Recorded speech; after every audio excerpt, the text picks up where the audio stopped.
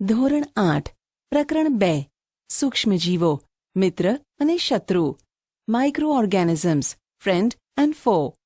તમે તમારી આસપાસ વનસ્પતિઓ પ્રાણીઓ સહિત અનેક સજીવોને જોયા હશે, પરંતુ કેટલાક સજીવ એવા પણ છે જેને આપણે નરી આંખ વડે જોઈ શકતા નથી. તેને સૂક્ષ્મજીવો એટલે કે માઇક્રોબ્સ કહે છે. ઉદાહરણ તરીકે તમે જોયું હશે કે ચોમાસામાં ભેજયુક્ત બ્રેડ સડવા લાગે છે તથા તેની સપાટી પર સફેદ રાખોડી ધબ્બા પડી જાય છે. આ ધબ્બાને બિલોરી કાચની મદદથી જુઓ. તમે સૂક્ષ્મ કાળી ગોળાકાર રચનાઓ જોશો. શું તમે જાણો છો કે આ રચનાઓ શું છે? આ ક્યાંથી આવી છે? સૂક્ષ્મજીવો માઇક્રો ઓર્ગેનિઝમ્સ. પ્રવૃત્તિ 2.1. બગીચા અથવા મેદાનમાંથી એક બીકરમાં ભીની માટી લો તથા તેમાં પાણી ઉમેરો. માટીના કણો બેસી જાય ત્યારબાદ બીકરમાંથી પાણીનું એક ટીપું સ્લાઇડ ઉપર લો અને તેને માઇક્રોસ્કોપની મદદથી અવલોકન કરો. તમને શું દેખાય છે? પ્રવૃત્તિ 2.2. તળાવમાંથી પાણીના કેટલાક ટીપાં લો. તેને કાચની સ્લાઇડ પર ફેલાવીને માઇક્રોસ્કોપની મદદથી અવલોકન કરો. શું તમને સૂક્ષ્મજીવો હલનચલન કરતા દેખાય છે? આ અવલોકન પરથી ખ્યાલ આવે છે કે માટી તેમજ પાણીમાં નાના નાના સૂક્ષ્મજીવો રહે છે. જો કે તે દરેકને સૂક્ષ્મજીવોની કક્ષામાં મૂકી શકાતા નથી. આ સૂક્ષ્મજીવો એટલા નાના હોય છે કે તેને નરી આંખે જોઈ શકાતા નથી. એમાંના કેટલાક જેવા કે બ્રેડ પર ઉગવાવાળી ફૂગને બિલોરી કાચની મદદથી જોઈ શકાય છે, જ્યારે અન્યને માઇક્રોસ્કોપની મદદ વગર જોઈ શકાતા નથી. આ જ કારણ છે કે તેને આપણે સૂક્ષ્મજીવો કહીએ છીએ. સૂક્ષ્મજીવોને 4 મુખ્ય વર્ગોમાં વિભાજિત કરવામાં આવેલ છે, જેમ કે બેક્ટેરિયા, ફૂગ, પ્રજીવ અને કેટલીક લીલ. આમાંથી કેટલાક સામાન્ય સૂક્ષ્મજીવો આકૃતિ 2.1 થી 2.4 માં દર્શાવવામાં આવેલ છે. વાયરસ એટલે કે વાયરસીસ. વાયરસ પણ સૂક્ષ્મદર્શી હોય છે, પરંતુ તે અન્ય સૂક્ષ્મજીવો કરતા ભિન્ન હોય છે. તે માત્ર યજમાન કોષમાં જ વિભાજન પામે છે, અર્થાત બેક્ટેરિયા, વનસ્પતિ અથવા પ્રાણીઓમાં જ વિભાજન પામે છે. કેટલાક સામાન્ય રોગો જેવા કે શરદી, ઇન્ફ્લુએન્ઝા અને ઉધરસ વગેરે વાયરસ દ્વારા થાય છે. કેટલાક વિશેષ રોગ જેવા કે પોલિયો તેમજ અછબડા જેવા રોગો પણ વાયરસ દ્વારા થાય છે. ઝાડા અને મેલેરિયા જેવા રોગો પ્રજીવથી થાય છે, જ્યારે ટાઇફોઇડ અને ટ્યુબરક્યુલોસિસ બેક્ટેરિયા દ્વારા થાય છે. તમે આમાંથી કેટલાક સૂક્ષ્મજીવો વિશે ધોરણ 6 અને 7 માં અભ્યાસ કરી ચૂક્યા છો. સૂક્ષ્મજીવો અને આપણે. માઇક્રો ઓર્ગેનિઝમ્સ એન્ડ અસ. સૂક્ષ્મજીવો આપણા જીવનમાં મહત્વપૂર્ણ ભૂમિકા ભજવે છે. તેમાંથી કેટલાક આપણા માટે લાભદાયી હોય છે તથા કેટલાક હાનિકારક અને રોગકારક હોય છે. ચાલો આપણે તેનો વિસ્તારથી અભ્યાસ કરીએ. ઉપયોગી સૂક્ષ્મજીવો ફ્રેન્ડલી માઇક્રો ઓર્ગેનિઝમ્સ. સૂક્ષ્મજીવોને વિભિન્ન કાર્યોમાં ઉપયોગમાં લેવામાં આવે છે. તેનો ઉપયોગ દહીં, બ્રેડ તેમજ કેક બનાવવા માટે કરવામાં આવે છે. પ્રાચીન કાળથી જ સૂક્ષ્મજીવોનો ઉપયોગ આલ્કોહોલ બનાવવા માટે કરવામાં આવી રહ્યો છે. પર્યાવરણને સ્વચ્છ રાખવા માટે પણ તેનો ઉપયોગ કરવામાં આવે છે. ઉદાહરણ તરીકે કાર્બનિક કચરા, શાકભાજીની છાલ, પ્રાણી અવશેષ, મળ વગેરેનું વિઘટન બેક્ટેરિયા દ્વારા બિનહાનિકારક અને ઉપયોગી પદાર્થોમાં કરવામાં આવે છે. યાદ કરો કે બેક્ટેરિયાનો ઉપયોગ ઔષધ બનાવવા માટે તથા કૃષિ ક્ષેત્ર નાઇટ્રોજન સ્થાપન દ્વારા જમીનની ફળદ્રુપતા એટલે કે સોઇલ ફર્ટિલિટી વધારવા માટે કરવામાં આવે છે. દહીં અને બ્રેડ બનાવવા. Making of curd and bread. તમે ધોરણ 7 માં અભ્યાસ કર્યો કે દૂધનું દહીંમાં રૂપાંતરણ બેક્ટેરિયા દ્વારા થાય છે. મેં મારી મમ્મીને હૂંફાળા દૂધમાં થોડુંક દહીં ભેળવતા જોઈ છે, જેનાથી દહીં જામી જાય છે. મને આશ્ચર્ય થયું, આવું કેમ? દહીંમાં ઘણા બધા સૂક્ષ્મજીવો રહેલા હોય છે, જેમાંથી લેક્ટોબેસિલસ નામના બેક્ટેરિયા મુખ્ય છે. જે દૂધને દહીંમાં પરિવર્તિત કરે છે. તે દૂધમાં વૃદ્ધિ પામી તેને દહીંમાં ફેરવે છે. બેક્ટેરિયા ચીઝ, અથાણું તેમજ અનેક ખાદ્ય પદાર્થોના ઉત્પાદનમાં સહાયતા કરે છે. રવા ઇડલી અને ભટુરે વગેરેનું એક મહત્વપૂર્ણ સંઘટક દહીં છે. શું તમે અનુમાન લગાવી શકો છો કે આવું કેમ? પ્રવૃત્તિ 2.3. એક વાસણમાં અડધો કિલોગ્રામ લોટ અથવા મેંદો લો. તેમાં થોડી ખાંડ ઉમેરીને ગરમ પાણી ઉમેરો.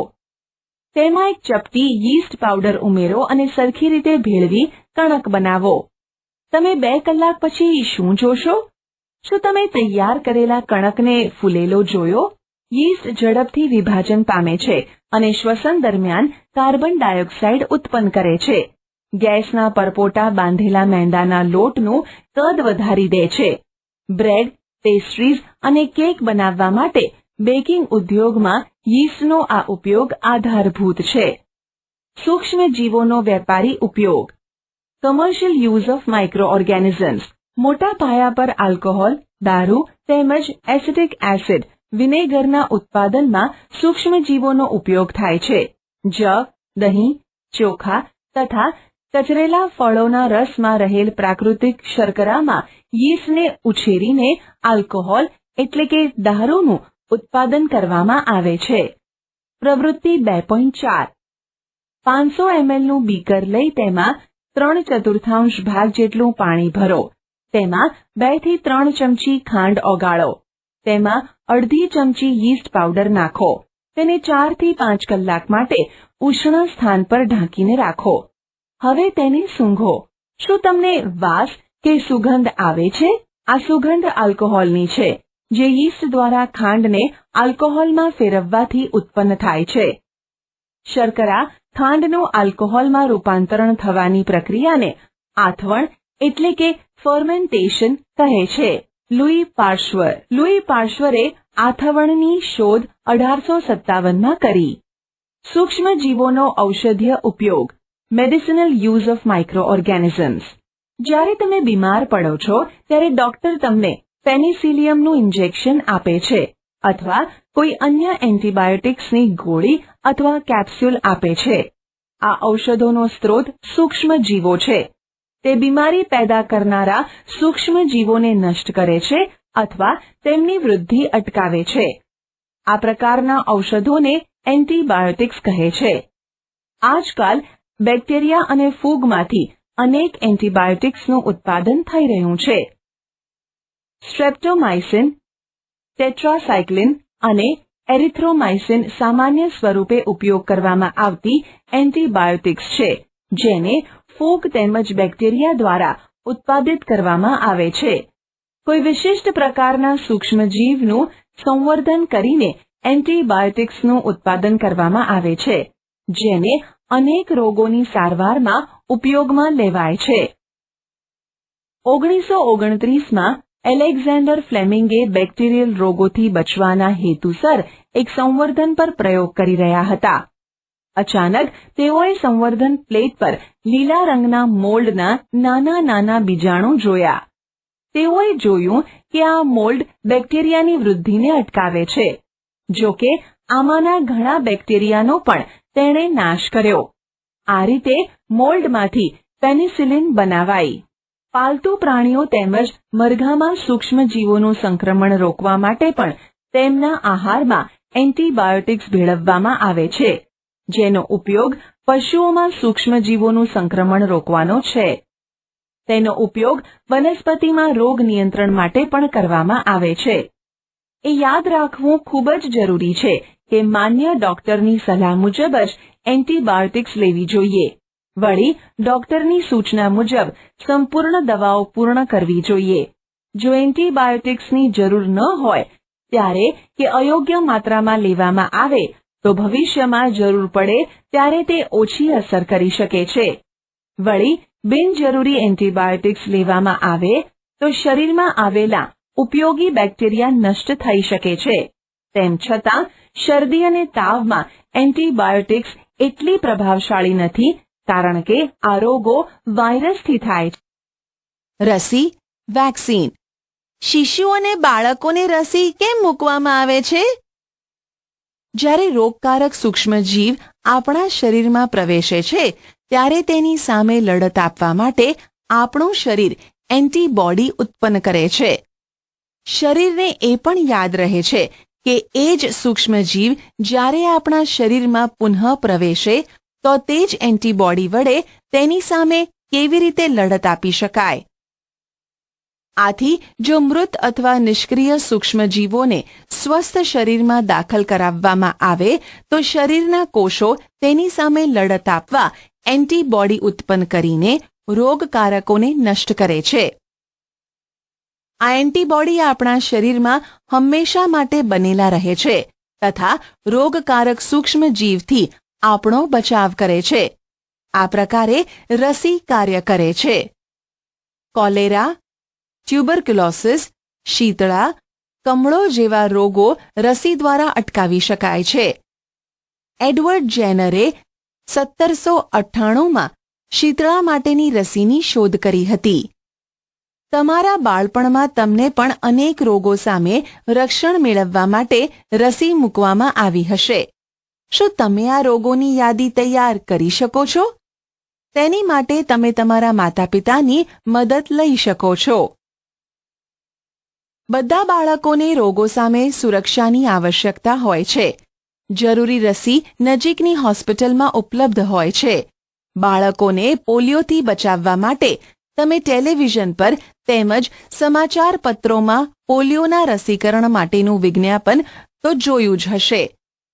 વાસ્તવમાં તો બાળકોને આપવામાં આવતા પોલિયોના ટીપાં એ એક રસી જ છે. શીતળા વિરુદ્ધ વિશ્વવ્યાપી અભિયાન ચલાવવામાં આવ્યું. પરિણામ સ્વરૂપે વિશ્વના મોટા ભાગોમાંથી શીતળાને દૂર કરી શકાયો. આજકાલ સૂક્ષ્મજીવોમાંથી રસીનું ઉત્પાદન મોટા પાયે કરવામાં આવે છે, જેનાથી મનુષ્ય તેમજ પ્રાણીઓને અનેક રોગોથી બચાવી શકાય. ભૂમિની ફળદ્રુપતામાં વધારો, ઇન્ક્રીઝિંગ સોઇલ ફર્ટિલિટી. કેટલાક બેક્ટેરિયા તેમજ નીલહરિત લીલ વાતાવરણમાં રહેલ નાઇટ્રોજનનું સ્થાપન કરી શકે છે.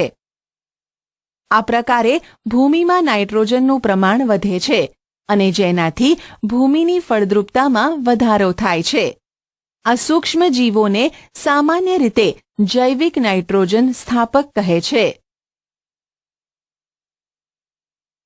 પર્યાવરણનું શુદ્ધિકરણ, ક્લીનિંગ ધી એન્વાયરમેન્ટ.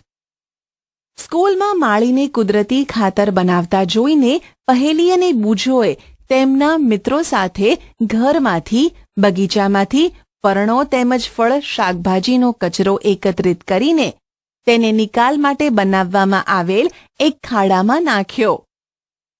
કેટલાક સમય પછી તેનું વિઘટન થયું અને તે કુદરતી ખાતરમાં રૂપાંતરિત થઈ ગયો. પહેલી અને બૂજો જાણવા માંગે છે કે આ કેવી રીતે થઈ શક્યું? પ્રવૃત્તિ 2.5. 2 કુંડા લઈને પ્રત્યેકને માટીથી અડધા ભરી દો. તેને A અને B નામ નિર્દેશિત કરો. A કુંડામાં વનસ્પતિનો કચરો ભરો તથા B કુંડામાં પોલિથીન, કોથળી, કાચની ખાલી બોટલો તથા પ્લાસ્ટિકના તૂટેલા રમકડા વગેરે ભરો. તેને એક બાજુ રાખી દો અને 3-4 અઠવાડિયા પછી તેનું અવલોકન કરો. શું તમને બંને કુંડાની વસ્તુઓમાં કોઈ ભેદ જોવા મળે છે? જો હા, તો કયો ભેદ જોવા મળે છે? તમે જોશો કે કુંડા એમાં વનસ્પતિજન્ય કચરાનું વિઘટન થઈ ગયું છે. આ કેવી રીતે થયું? સૂક્ષ્મજીવો વનસ્પતિ કચરાનું વિઘટન કરીને તેને કુદરતી ખાતરમાં ફેરવી દે છે. આ પ્રક્રિયામાં બનેલ પોષક દ્રવ્યો વનસ્પતિ દ્વારા પુનઃ ઉપયોગ કરવામાં આવે છે. શું તમે ધ્યાન આપ્યું કે કુંડા બીમાં પોલિથીનની થેલી, કાચની ખાલી બોટલો તથા રમકડાના ટુકડાઓમાં કોઈ પણ પ્રકારનું પરિવર્તન જોવા મળ્યું નથી? સૂક્ષ્મજીવો તેના ઉપર કાર્ય કરીને કુદરતી ખાતરમાં રૂપાંતરણ કરી શકતા નથી. તમે અવારનવાર જમીન પર સડતી વનસ્પતિ અને મૃત પ્રાણીઓના સ્વરૂપે મૃત કાર્બનિક દ્રવ્યનો મોટો જથ્થો જોયો હશે. તમે જોશો કે તે કેટલાક સમય પછી લુપ્ત થઈ જાય છે તેનું મુખ્ય કારણ છે કે સૂક્ષ્મ જીવો વનસ્પતિના મૃત જૈવિક કાર્બનિક કચરાને તથા મૃત પ્રાણીઓને સરળ પદાર્થોમાં ફેરવે છે. આ પદાર્થ અન્ય વનસ્પતિઓ તથા પ્રાણીઓ દ્વારા પુનઃ ઉપયોગમાં લેવામાં આવે છે. આ પ્રકારે હાનિકારક તેમજ દુર્ગંધ મારતા પદાર્થોના વિઘટન માટે સૂક્ષ્મ જીવોનો ઉપયોગ કરીને પર્યાવરણને શુદ્ધ કરી શકાય છે. મનુષ્યમાં થતા કેટલાક સામાન્ય રોગો, તેનો ફેલાવો તથા અટકાવવાના કેટલાક ઉપાયો કોષ્ટક 2.1માં દર્શાવવામાં આવેલ છે. કોષ્ટક 2.1 મનુષ્યમાં સૂક્ષ્મજીવો દ્વારા થતા કેટલાક સામાન્ય રોગો. ટ્યુબરક્યુલોસિસ, બેક્ટેરિયા, હવા, ઓરી, વાયરસ, હવા, અછબડા, વાયરસ, હવા કે સંપર્ક, પોલિયો, વાયરસ, હવા કે પાણી. દર્દીને સંપૂર્ણ રીતે અન્ય વ્યક્તિઓથી અલગ રાખો. દર્દીની વ્યક્તિગત વસ્તુઓ અન્યથી અલગ રાખો. યોગ્ય ઉંમરે રસી મુકાવો. કોલેરા, બેક્ટેરિયા, પાણી કે ખોરાક, ટાઇફોઇડ, બેક્ટેરિયા, પાણી. વ્યક્તિગત સ્વચ્છતા રાખો તેમજ તે માટેની સારી ટેવો કેળવો. યોગ્ય રીતે રાંધવામાં આવેલો ખોરાક ખાવો અને ઉકાળેલું પાણી પીવું. રસી મુકાવવી. હિપેટાઇટિસ એ, વાયરસ, પાણી, ઉકાળેલું પાણી પીવો. રસી મુકાવવી. મેલેરિયા, પ્રજીવ, મચ્છર. મચ્છરદાનીનો ઉપયોગ કરો. મચ્છર ભગાડવાના રસાયણો વાપરો. કીટનાશકનો છંટકાવ કરો. આજુબાજુ ભરાયેલ પાણીને દૂર કરી મચ્છરને પ્રજનન કરતાં અટકાવો. ખોરાકની જાળવણી, ફૂડ પ્રેઝર્વેશન. પ્રકરણ 1માં આપણે કુદરતી ખાતરની જાળવણી તેમજ સંગ્રહના ઉપાયો વિશે અભ્યાસ કર્યો. આપણે બનાવેલ ભોજનની જાળવણી ઘરે કેવા પ્રકારે કરી શકીએ? શું તમે જાણો છો કે ખુલ્લા સ્થાને કે ભેજવાળી જગ્યાએ રાખેલ બ્રેડ ઉપર ફૂગ આક્રમણ કરે છે? સૂક્ષ્મજીવો આપણા ખોરાકને દૂષિત કરે છે. દૂષિત ખોરાકમાંથી વાસ આવવા લાગે છે. તેનો સ્વાદ પણ ખરાબ થઈ જાય છે તથા રંગરૂપમાં પણ પરિવર્તન આવી શકે છે. શું ખોરાકનું દૂષિત થવું તે એક રાસાયણિક પ્રક્રિયા છે? પહેલીએ કેટલીક કેરીઓ ખરીદી, પરંતુ તેણે ઘણા દિવસો સુધી તેને ખાધી નહીં. પછી તેણે જોયું તો તે બગડી ગઈ હતી. પરંતુ તે જાણતી હતી કે તેની દાદી દ્વારા બનાવવામાં આવેલ કેરીનું અથાણું લાંબા સમય સુધી બગડતું નથી. તે મૂંઝવણમાં છે. ચાલો આપણે ખાદ્ય પદાર્થોની જાળવણીની કેટલીક પદ્ધતિઓનો અભ્યાસ કરીએ, જેનો ઉપયોગ આપણે આપણા ઘરમાં કરીએ છીએ. આપણે તેને સૂક્ષ્મજીવોના આક્રમણથી રક્ષણ આપવું જોઈએ. રાસાયણિક પદ્ધતિ, કેમિકલ મેથડ. સૂક્ષ્મજીવોની વૃદ્ધિ અટકાવવા માટે સામાન્ય રીતે મીઠું તથા ખાદ્ય તેલ વપરાય છે. માટે તેને જાળવણીકારક પદાર્થો એટલે કે પ્રેઝર્વેટિવ કહે છે. અથાણું બનાવવામાં મીઠું તથા એસિડ પ્રિઝર્વેટિવનો ઉપયોગ સૂક્ષ્મજીવોનું આક્રમણ અટકાવવા માટે થાય છે. સોડિયમ બેન્ઝોનેટ તથા સોડિયમ મેટાબાયસલ્ફેટ જાણીતા પ્રિઝર્વેટિવ્સ છે. તેઓ ફળોના જામ તથા રસને પણ બગડતા અટકાવે છે. મીઠા દ્વારા જાળવણી, પ્રેઝર્વેશન બાય કોમન સોલ્ટ. લાંબા સમયથી મીઠાનો ઉપયોગ માંસ તેમજ માછલીની જાળવણી માટે કરવામાં આવે છે. બેક્ટેરિયાની વૃદ્ધિ અટકાવવા માટે માંસ તથા માછલીઓને સૂકા મીઠાથી ઢાંકી દેવામાં આવે છે. મીઠાનો ઉપયોગ કેરી, આમળા તેમજ આંબલીની જાળવણી માટે પણ કરવામાં આવે છે. શર્કરાની મદદથી જાળવણી, પ્રેઝર્વેશન બાય શુગર. જામ, જેલી તથા ફળોના રસની જાળવણી શર્કરા વડે કરવામાં આવે છે. શર્કરા ભેજનું પ્રમાણ ઘટાડે છે, જે ખોરાકને દૂષિત કરતા બેક્ટેરિયાની વૃદ્ધિને નિયંત્રિત કરે છે. તેલ તેમજ વિનેગર દ્વારા જાળવણી, પ્રેઝર્વેશન બાય ઓઇલ એન્ડ વિનેગર. તેલ તથા વિનેગરનો ઉપયોગ અથાણાને બગડતા અટકાવવા માટે કરવામાં આવે છે, કારણ કે બેક્ટેરિયા તેની હાજરીમાં મૃત્યુ પામે છે. શાકભાજી, ફળ, માછલી તથા માંસની જાળવણી પણ આ પદ્ધતિથી કરવામાં આવે છે. ગરમી તેમજ ઠંડીથી સારવાર, હીટ એન્ડ કોલ્ડ ટ્રીટમેન્ટ્સ. તમે તમારી મમ્મીને દૂધ ગરમ કરતા જોયા હશે. ગરમ કરવાથી અનેક સૂક્ષ્મજીવો નષ્ટ થઈ જાય છે. આ પ્રકારે આપણે ખોરાકને રેફ્રિજરેટરમાં મૂકીએ છીએ, કેમ કે નીચું તાપમાન સૂક્ષ્મજીવોની વૃદ્ધિને અટકાવે છે. કોથળીઓમાં આવતું દૂધ કેમ બગડતું નથી? મારી મમ્મીએ બતાવ્યું કે આ દૂધ જીવાણુ રહિત પેસ્ચ્યુરાઇઝ છે.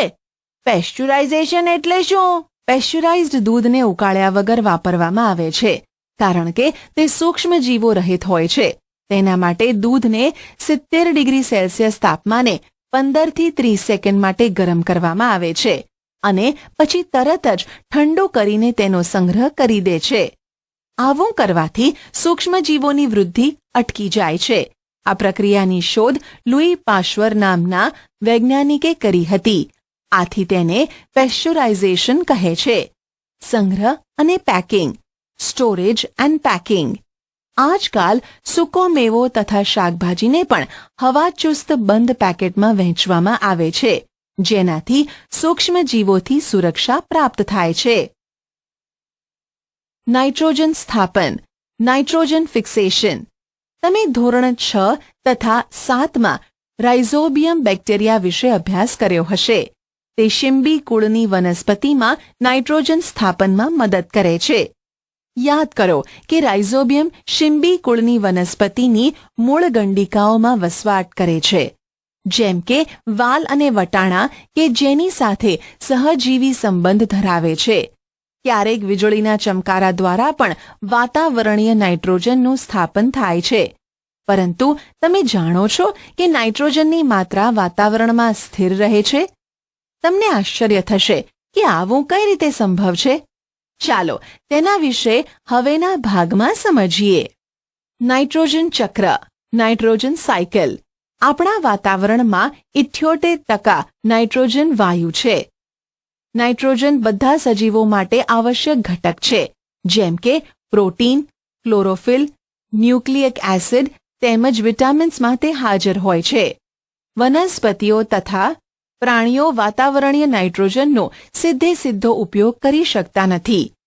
ભૂમિમાં રહેલ બેક્ટેરિયા તેમજ નીલહરિત લીલ વાતાવરણમાં રહેલ નાઇટ્રોજનનું સ્થાપન કરીને યોગ્ય નાઇટ્રોજન ક્ષારોમાં રૂપાંતરણ કરે છે.